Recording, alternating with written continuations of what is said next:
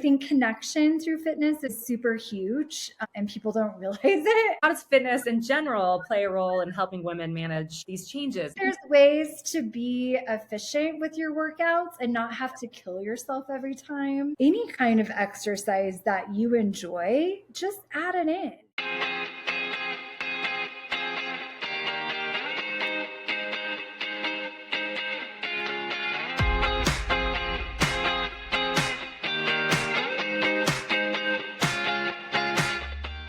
Hi, everyone. Welcome to the Hot Flash Health Podcast, where we're dishing out unfiltered truths about menopause with a side of sass and a sprinkle of crass. Get ready to dive into the wild world of hot flashes, mood swings, and all the other joys of being a queen-ager. This ain't your grandma's podcast. We're here to talk about our bodies, our passions, our fears, and desires, all while navigating this wild roller coaster ride of menopause. We're excited to have you join us today for another fun, sassy, and informative episode. I am your host, Courtney, and today we've got someone truly inspiring in the fitness world, Laura Gill from Fitness Skinny. Laura is not only my personal Pilates instructor, but she is a certified instructor with a deep passion for the human body, movement, and nutrition. She has a background in cross-country running and a wealth of knowledge from her certifications, including Pilates Method Alliance for breast cancer exercise specialist. Wow, that's a mouthful and very, very near and dear to my heart, as you know. So thank you for doing that. Over the years, Laura has combined her love for Pilates with other fitness modalities to create a program tailored to women's unique needs, especially as we age, which, let's be honest, we never really age. And today, we're going to chat about the importance of fitness during perimenopause, menopause, and how it can help us feel strong, empowered, and balanced. Let's get to it. Yay. Welcome, Laura. Thank you.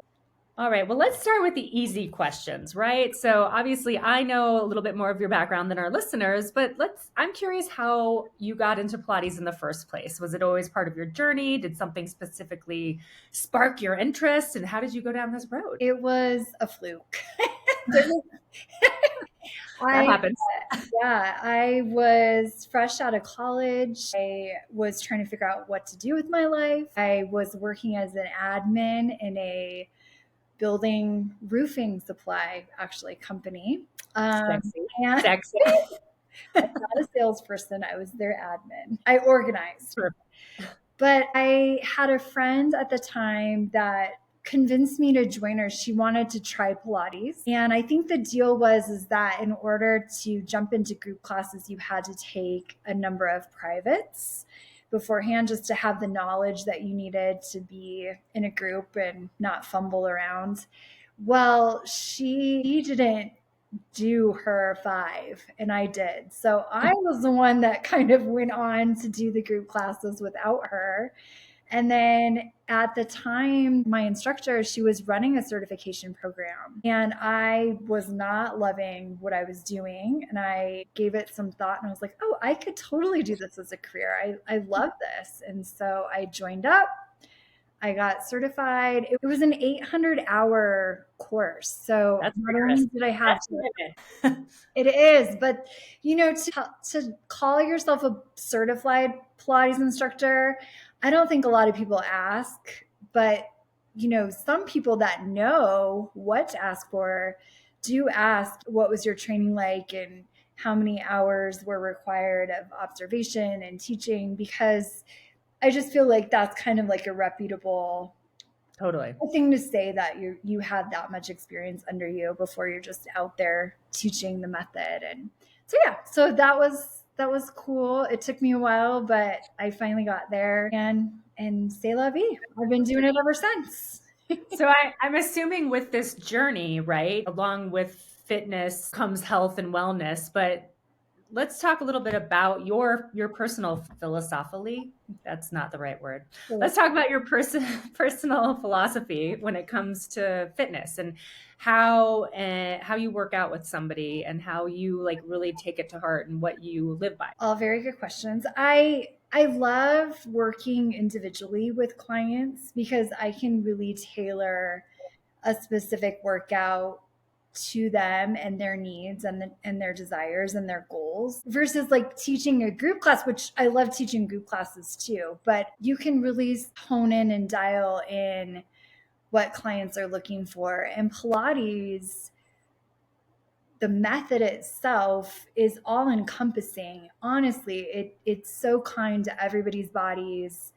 There's things that you can modify all the time to fit injuries or rehab that, or like we were talking, like, that I'm certified in this what's called pink ribbon program, and it's just rehabbing upper body mobility. But there's just so many things that kind of fit in the realm of, when you say Pilates, it's such a broad spectrum of movement out there that you can really like look at a lot of exercises and say, oh, like that looks Pilates based because you're moving from your center. Like it's all encompassing, and it doesn't discriminate on bodies, on age, on it's really great for men. Unfortunately, it kind of got a bad rap with guys. I don't know why. It's perfect for They guys. couldn't stand the pain. They were like, stop giving me pain, girl. Stop with the pain. It's true. And I think there's so many, obviously there's moves in Pilates and, the hundreds where you're kind of sitting on the floor and doing your arms. Now I'm seeing a lot on Instagram of like wall Pilates, but I think traditionally it's been mat and reformer. I think, taking that philosophy and putting it in any day movements. And I know obviously you have an amazing Instagram following and website with moves that you put up daily. But maybe talk a little bit about that too, like how you've witnessed Pilates evolving. Because again, I can't stop getting these wall Pilates things on my Instagram feed. And does it like matter what somebody takes and doesn't take? And what's a good way for somebody to start, right? So if somebody's starting Pilates, is Yeah, it better to start the floor and then move up to the reformer, or vice versa? totally. Start with the basics for sure. If you can find a way to start with a instructor, awesome, because I feel like doing Pilates on your own is amazing, but sometimes when you're on your own, you're not getting that feedback of your right shoulder's a little higher than your left, or maybe don't push yourself as hard when you're by yourself. If somebody then like 10 more reps, you can't cheat, right? You're not going She's to watching. She's oh, watching. I'm gonna do 3 and then take a sip of water. Yeah, maybe having somebody to hold you accountable to starting, and then staying consistent is key. I think that more than anything, it doesn't matter necessarily what form of Pilates you're adding to your workout routine, but you have to enjoy it. It's got to be fun. If it's something that's miserable, you're not going to do it, right? And I say any kind of exercise that you enjoy, just add it in. And I think consistency is hard for people. So, even more so, find something that you enjoy doing. And then, a big thing lately, like especially with our age group, I hear this a lot, and I think there makes a lot of sense to it, is train smarter, not harder. We got into this mindset that like go all out, push through it, and maybe you're like feeling something in your body that doesn't feel good, and you're like, oh, they said 20 more, and I'm just gonna do it and tough it out. But I mean, that's how you hurt yourself. I Like, I think there's ways to be efficient with your workouts and not have to kill yourself every time. And I think if you're just staying consistent and moving a little bit each day, that's more important than trying to get those kill yourself, go all out all the time. Is that I'm not into that anymore. Maybe in my 20s, but I feel like Yeah. Maybe we had energy to burn, but now we're like preserving energy to stay up past 9. right, like I want to be able to move the next day. I do like feeling sore and feeling Yeah. like I've accomplished something, but not to where it's like I can't walk, Yeah. like lift up tall because my low back is killing me or whatever. And I think, my journey with Pilates kind of started around what you just said, like lower back. I had to have back surgery and, tried a lot of things. And obviously, like when you're rehabbing from any surgery, your core is so important. And for me, I tried yoga, which ironically really doesn't work for me. It really hurts my back a lot. So Pilates is, throughout the year has been the only thing that, to your point, like I feel really good about it. It helps me like stabilize my body. I feel like I have longer, leaner muscles. I don't feel like, women or men or whomever should replace it and not do any weight training, with us in our aging selves, our queen-ager years where we're going through perimenopause and menopause, it is important to have muscle mass. I think a lot of times people too, they're like, I'm going to do strength training. And they get in there and they just start immediately with that. And I love strength training. I do it 2-3 times a week. It's amazing. And I advocate doing that, especially women in our age group. However, I think that a lot of times we forget the core aspect of your movement. And when we're working from a weak core and we're trying to go in there and do all these big compound movements and lift that heavier weight, we don't have core strength and we're not taught to move from our center first and then out. That's when we get injured, right? And so that's the brilliant thing about Pilates too, or any kind of core training, is we're focusing on strengthening our core, but then also how to move with our center. And so anytime that weight training with those heavier weights, we've got that support, that center that we need to be able to effectively do that without injuring something. That's another really key component to going out there and starting, is start with your core. Yeah, for sure. It's amazing how, and obviously you're my instructor, so I get to see Laura as many times as I don't cancel on her a week because I'm constantly like, I'm busy, full-time job and this and kid, and maybe I just don't want to go today.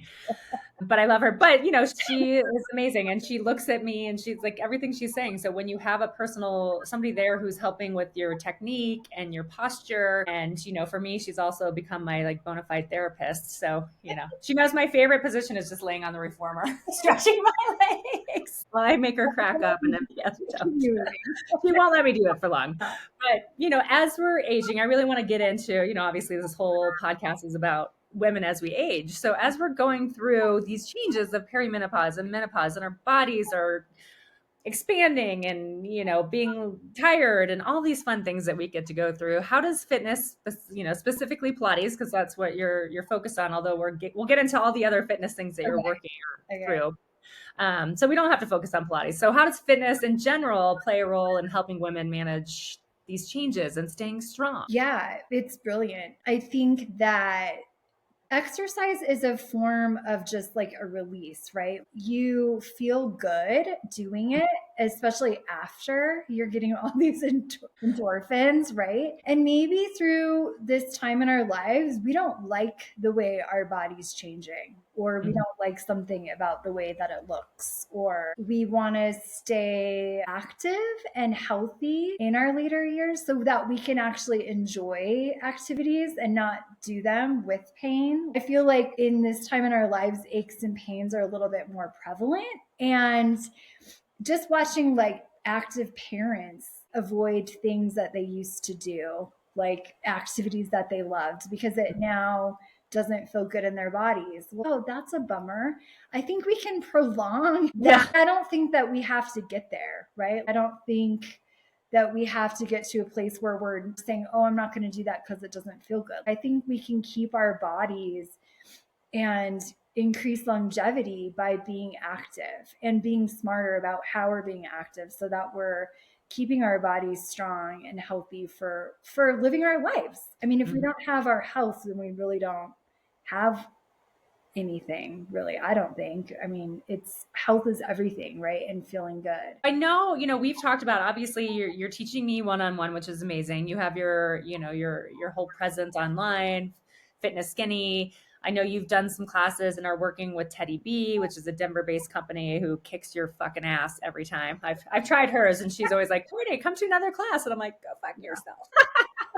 That's one of those that is too hard for me. And when people know you and they watch out for you, that's like the problem. So I'm like, I have to work up to like get it to a Teddy's class. Yeah. But you're also now involved with a new program called Kalo. Is it Kalo Fitness? Yeah. Where, combining core exercise with weights to really help women on this more holistic fitness approach, right? Absolutely. Yeah. So I know you wrote a whole new core curriculum for them and are implementing it now. Can you share a little bit more about what this program entails and how you came up with it and where you saw the lack of what they were currently offering to want to supplement it?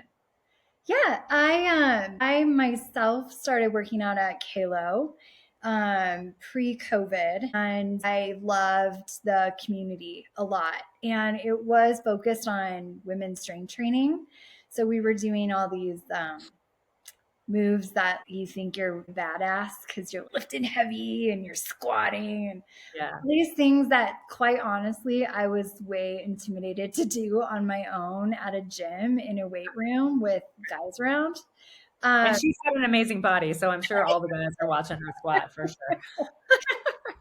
Not that I don't like working out with guys around. I like that, but like I don't guys looking at me when I'm not 100% sure what the frick I'm doing. So anyway, Yeah. at Kalo, it's a community of women that are strength training together, and it's small group classes, and so they can really give you that individualized experience of like learning how to effectively strength train. And Mhm.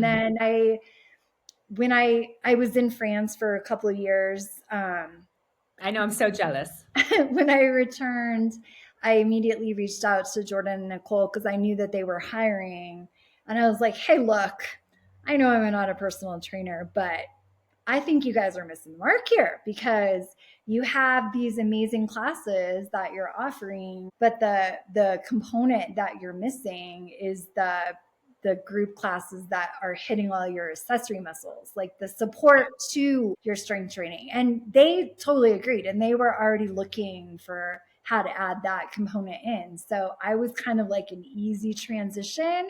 Right time, right place. And so I wanted to come up with a clever name. Actually, Patrick, my hubby, he's the creative guy. So he came up with the EQ, which stands for Mhm. equalized. It kind of just sounded good with That sounds KOLA, cool. which is also another acronym for Kalan, which is, I think it means beauty is more than skin deep, right? Oh, I love that. Come on.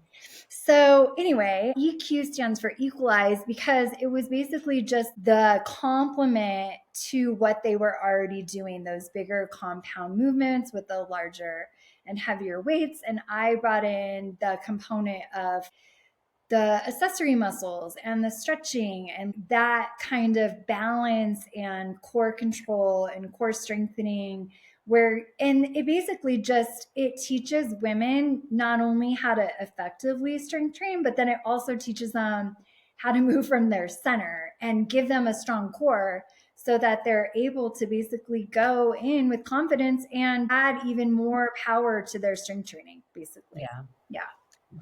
Well, we talked, I mean, you kind of mentioned this earlier to my other question about mindset, but I feel like community is so important, right? So you found these women before COVID and kind of we're building this community together. What we're doing here at Hot Flash is the same thing, trying to build a community for women Yeah. going through this lovely fucking roller coaster ride of aging queenagers.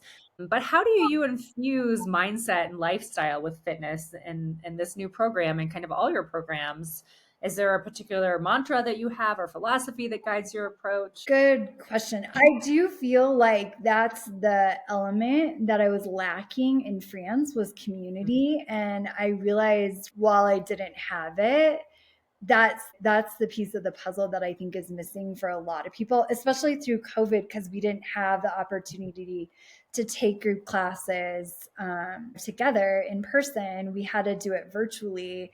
And even virtually, you're lacking that one on one connection with people. And so I think connection through fitness is super huge, and people don't realize it. And now I think they're now realizing it after not having it. Right now, everybody's craving those group classes and that community feel. I also think just community can be super supportive in other ways besides just fitness. Like I connect with women like you and we become friends for life through Yeah. just Not that. getting rid of me. Right. And you find your little group of friends that you stay friends with forever. I had a client I have a client that just moved to Raleigh. She had cystic fibrosis, like late adult onset, which is very rare. but Yeah. she realized that she does way better when she's not at high altitude. So she moved. Story short, we've stayed connected for over the years and we become really good friends. And she's part of my family. And so Yeah. we just connected yesterday. But so, like, fostering those relationships, and I feel like it's just a piece of the whole all encompassing, like, Kalo, the whole body, where you're not just doing the strength training component, but you're offering your accessories, your stretching. They offer sauna, they offer cold Nice. plunge, they offer workshops. They do a lot of breathing workshops. And people can go there and have a staycation at the Gaylord because that's where they're out of. So I feel like you've sold me. Let's have a girls' week. Yeah. And now, and I just added a new class, which I think we're getting there. It's ideal for women in our age group. There's this kind of trend towards what's called sprint interval training for women in their 40s, 50s. Because it started with research that Stacy Sims, a doctor, she's kind of cutting edge in research for women's fitness. It's like kind of a niche. She was the one of the first women that was like, wait, hold on. There's not a lot of research, one, for women training, but two, why are we treating women like men when it comes to training? Because our physiologies are completely different. So why would women train like men when we aren't built the same? And so she was kind of the one that's starting this sprint interval training movement where it's different from HIIT, because HIIT is also interval training, but HIIT is longer intervals. And Yeah. so a lot of it is tied to these like short cardio bursts. And she's saying, short in 20 seconds, 30 seconds, because you want to basically go all out to the max heart rate. And so it's harder to sustain that for Mhm. longer periods of time. And so that's why it's like quick little bursts. But Yeah. then you're resting for a while. So the class that I just added were 20 seconds of quick little cardio bursts, but then we're 40 seconds of rest. And I get the question like, well, why are we resting this long? This just doesn't feel right. And really, you have to bring your heart rate all the way back down to normal before you hit it again, because if it's not back, then there's no way you're going to be able to go as hard, if not harder, for that Makes second interval. So there's that go, go, go, and then like fully relax, and then go, go, go. And then, so basically, it's just more efficient. It produces more mitochondria in our body, which are our little powerhouse of cells. It makes us more efficient in our training because cardiovascularly, we recover quicker. We boost our metabolism. We get a boost in cortisol, wow. but instead of like long sustained cardio where cortisol goes up, then it stays high, which we don't want in this age group because we already have elevated cortisol levels just preparing for menopause, going through menopause. So we're actually trying to bring those levels down. So we'll get a boost of cortisol, but then those levels will drop after the sprint interval training, which is perfect. It's Yeah. great for fat burning, and not just any fat. It's the visceral fat, which is the bad fat that we don't want. So Yeah. I can Sounds like go pretty on weird. and on about the benefits of it, but here's the Yeah. genius part. You can do sprint interval training on your own if you want, but it's Yeah. not as fun. Yeah. If you're No. in a group, however, you are pushing each other. It's fun. You get to see me dance around. I mean, There's I'm in just for amazing that. music, and we're all doing it. We're all suffering together. I love Misery that. loves company. I love that. And I'm anybody can do anything for 20 minutes, right? It's 20 minutes of cardio, 5 minutes, little warm up, little cool down, and you're done. I love that. Well, you know what you're saying to me in my mind is like I only have to have sex with my husband for 20 seconds. That sounds great. You, you can That's it. do That's my first. it. Okay. Well, you didn't finish. I'm good. I need a rest now. You do the rest. I'm gonna rest. Tap it out. Tap it out. Courtney's gonna lay on her back, the favorite thing she likes to do. Oh, that's funny. So let's talk. I mean, obviously you've got a rockin' bod. I've seen her. I get to see her every week. But let's talk about, nutrition and movement. You're passionate about fitness. I know we haven't really talked about the nutrition part, but I'm sure you're like banging away some bee pollen somewhere and, chia seeds. So how does nutrition really help with movement, and how do these two work together to help women feel their best during any phase, not only menopause, but every phase of life? Yeah. Well, okay. I think research is out that intermittent fasting is not all it's cracked up to be. Especially, I know. I just treat myself to not eat breakfast. What? Well, especially if you're moving, right? So what? Again, Stacey Sims, I'm going to probably reference her a lot. She basically, research suggests that, when you're working out while fasting, your body doesn't know that you're not going to eat in 15 minutes after your workout. It kind of goes into starvation mode. So it holds on to calories and fat because it basically thinks it's starving. So actually, if you give yourself a little bit of food before workout, your body will burn through fat and calories quicker versus being News alert, ladies. Eat a little bit. I Does it? know. And what's funny too is I'm saying this, but I actually have a really hard time remembering to eat because I usually work out in the morning and I run out of the house without even putting something into my mouth. I'm just not in the habit of it. Plus, I'm not really hungry that early in the morning. But if you can even just remember to like grab a hard boiled egg or like something that was already made or just like something quick on the way out the door, even just having just a tiny bit of something is better than nothing. So Whole Foods, I learned this the hard way. When we were living in France, we had access to every food market, and it was seasonal and super cheap, and it was just really easy to shop there. But not only that, it just everything tasted amazing. So I want to move there. Yeah. When I came back to the States, I was eating kind of like I would normally eat. I was eating stuff out of a package, but the illusion of being healthy and feeling good. Maybe it was paleo, maybe it was grain free. And I never felt worse. I felt so bad. I was constantly bloated. I'm like, what's going on? And then when we'd go back to France, I'd feel amazing again. And I think the key there is Whole Foods. To try to not eat any processed anything. I think we're coming to realize that when something is in a package, it's going through processing, and not just processing, but processing in the US. And there's some kind of additive in there that's going to make you feel like crap. And it's probably hard to identify what. So the more like you can, preservatives. Let's keep it on the shelf for 5 years.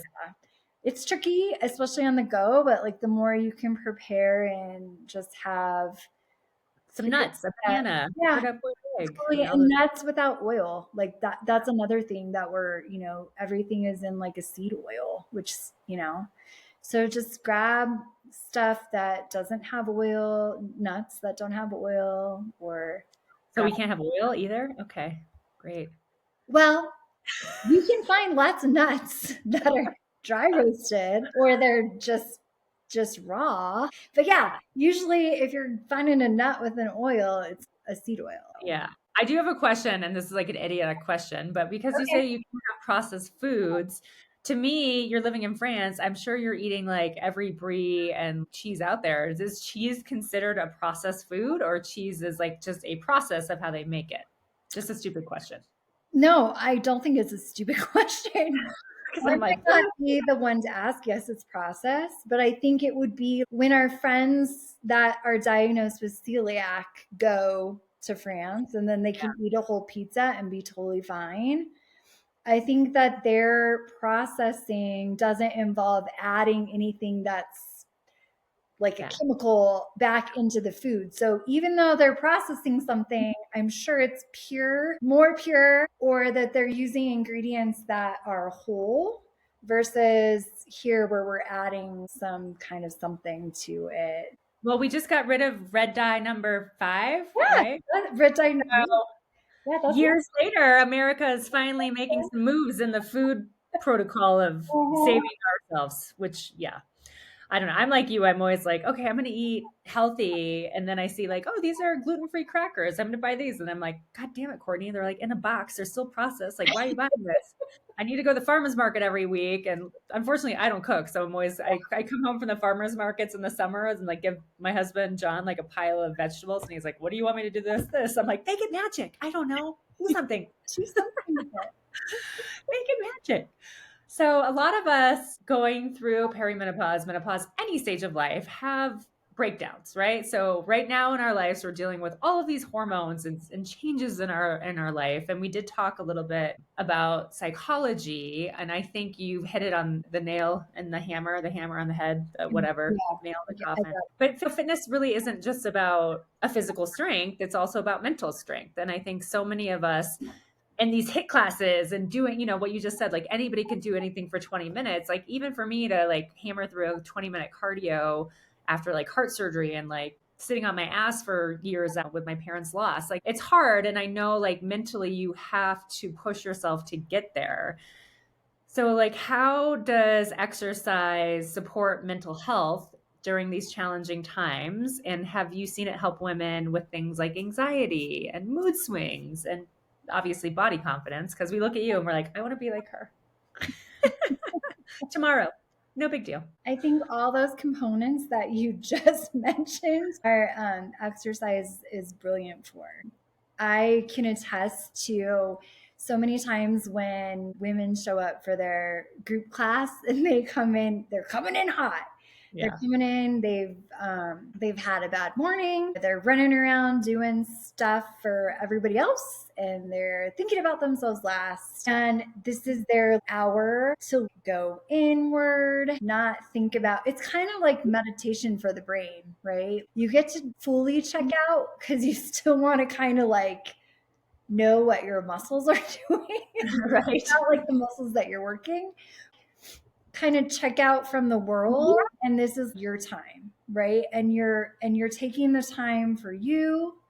You're going to feel amazing afterwards because your endorphins are going to Kick spike in. there, and you reap the benefits of what exercise brings. So like if you like you said, if you're staying consistent over time, you're going to see the results in your body, and you're going to like those results, and you're going to like how you feel after the exercise, and then that's going to make you feel like it's becoming habit forming because you're like, oh, I like how this feels, I like how I look, I want more of this. And it becomes something that you will do consistently, right? And I think another thing too that I didn't mention earlier, like because you asked me how do you start, I think a lot of times people have really high, big expectations. And I think that almost sets us up to fail a little bit because Yeah. we're expecting too much all at once. I think we expect results immediately, or I think we expect that we're going to go all out and it's going to be amazing. But then we burn ourselves out because we're like trying to push ourselves a little too hard,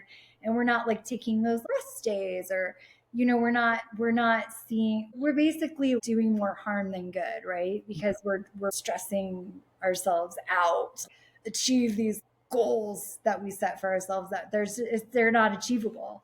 So I think even just saying to yourself, I'm going to start by just adding a little bit of daily movement. I'm going to walk Yeah. 10-15 minutes a day, or I really like pickleball. I tried it with a friend, and I think it's amazing. And when it's not negative 13 degrees outside, I'm going to find a buddy and I'm going to go hit the ball around and get good at pickleball, or whatever it is that you should enjoy doing it, and just add it in. And then I just think being consistent will just help you stay on track. I think we're obviously recording this in the beginning of January, and so many people put forth these goals and resolutions for their years. And as I've gotten older and wiser, I've basically given away to that because on my list still continues to be move to France, and it like doesn't happen. And I get pissed off on December 31st. It's still not there.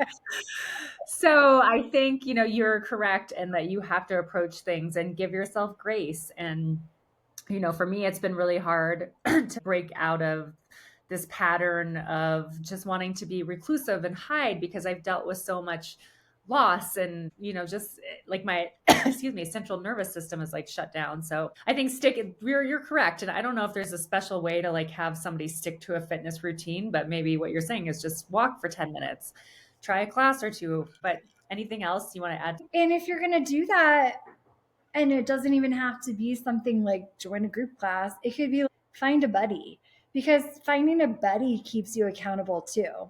Let's say your goal is I'm going to walk 15 minutes, but then maybe your buddy, your neighbor, wants to walk with you. Even more brilliant, because then you guys keep each other accountable. You go together. It could be social. You're not even focusing really on the movement. And then before you know it, oh, we've walked an hour. That was even exceeded our goal. Yeah. So that's another component, is I think that the social aspect of exercise can help push you too. It's true. And I have so many friends that, we're typically like to go out to a restaurant and have drinks. And so it's like fun to kind of say, why don't we go for a hike? We live in Colorado. Or to your point, let's go play pickleball. Like none of us know how to play. Like who's judging? Right. But trying to incorporate some like more lifestyle things, right? Yeah. Or you could all like join me in trying to swim, which is hilarious. Like swimming something now? that makes you laugh is usually a good thing, right? Like Wait, are you swimming or swinging? swimming. You don't have to take yourself so seriously, right? Like you can kind of just be like, yeah, I'm not good at that, but I'm You gonna guys, show you. I found something I'm better than Laura at because I swam in high school. So I can't wait to go swimming with you. So I feel like So you'll watch me sink and I'll be like, wait, there she goes. I'll be resting for 20 seconds. Like, are you almost here? I did see that there was like, and this was back before we moved to France, so I'm not sure they're still offering it, but there was like a stand-up paddle yoga class at the rec center, the one on Colfax and York. Yeah. And their pool, a stand-up paddleboard yoga class? I have no idea. I've always wanted to try it. I'm like, I'd be the one that would for sure fall in like first. Oh, yeah. Like, oh. But yeah, you have the best core of anyone. So you would be up there like, I don't know. That's a whole nother ball game. Trying to balance on a paddleboard and do like a downs off. I don't know. well, I'll try anything with you. So, I always laugh that I have like now a personal trainer and a therapist. So it's great. Like I've, just saving some money. So I'll try anything. Push me out of my boundaries. Perfect. Well, as we wrap up, and thank you so much again for being here. This has been so fun. Of course, I'm the one who has a drink in my hand and she's drinking water. I'm on. So you're not doing dry January? No, I can't set myself up for failure. I mean, why set yourself up at the beginning of the year to just feel like yeah, I mean, I'm yeah, I'll probably cheat. I was doing dry January, but I just got back from Mexico and tequila drink of choice. Might have had a little too much tequila, but yeah. Listen, as long as you have like a day, maybe, I don't know. I mean, I'm going on like day 5,782 of drinking. I'm just kidding. I'm sure I've had some rest.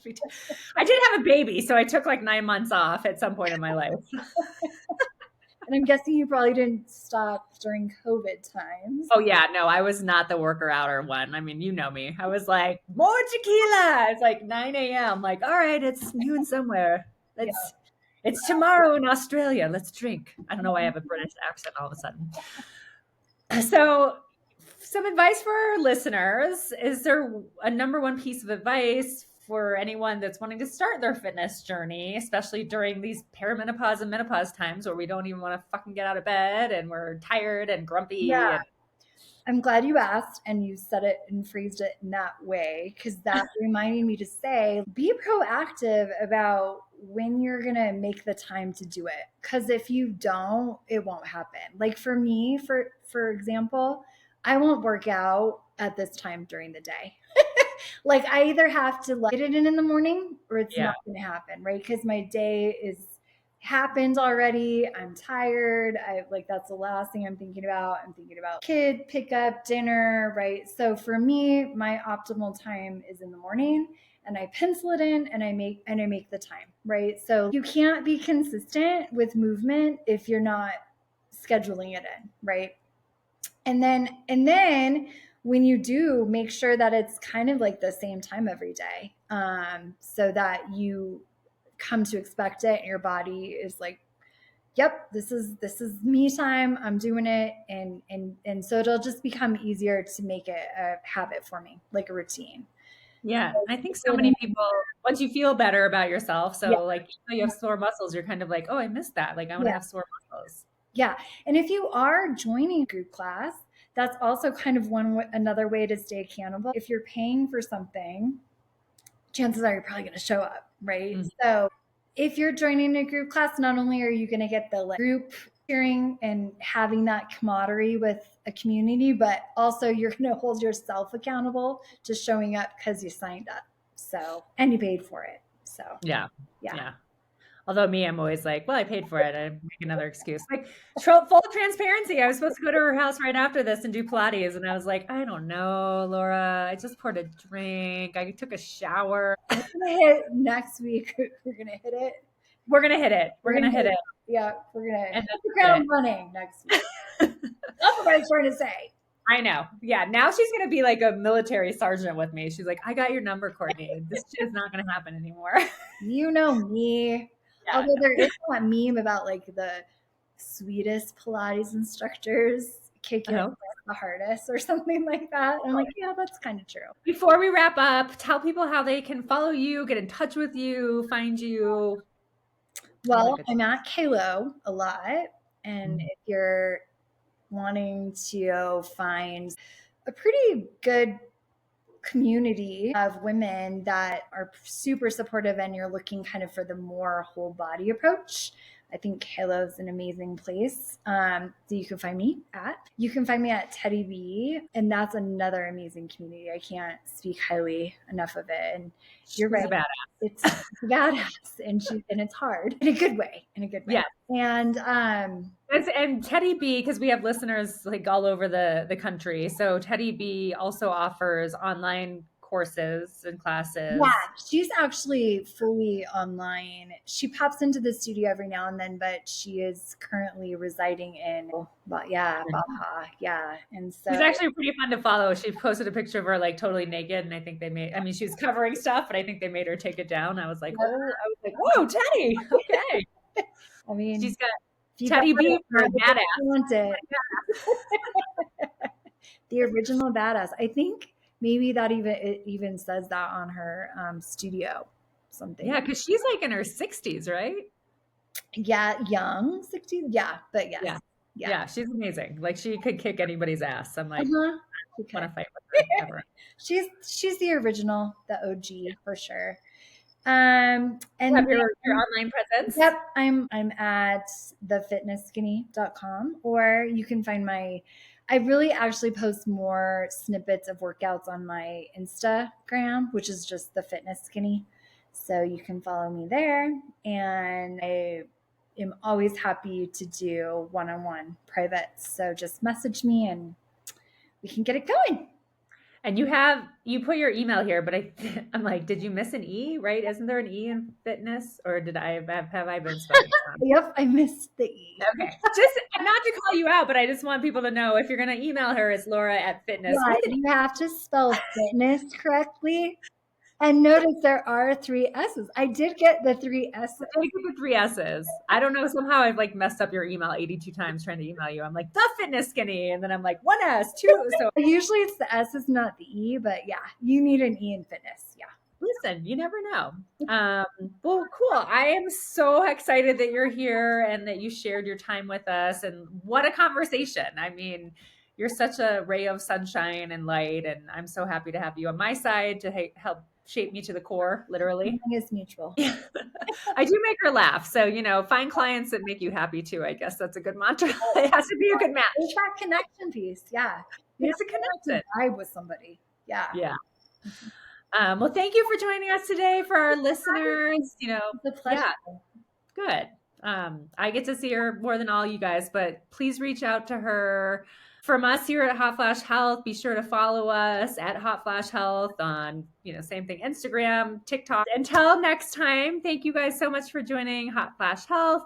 Stay sassy, stay fabulous, and keep those hot flashes in check. Thanks, guys.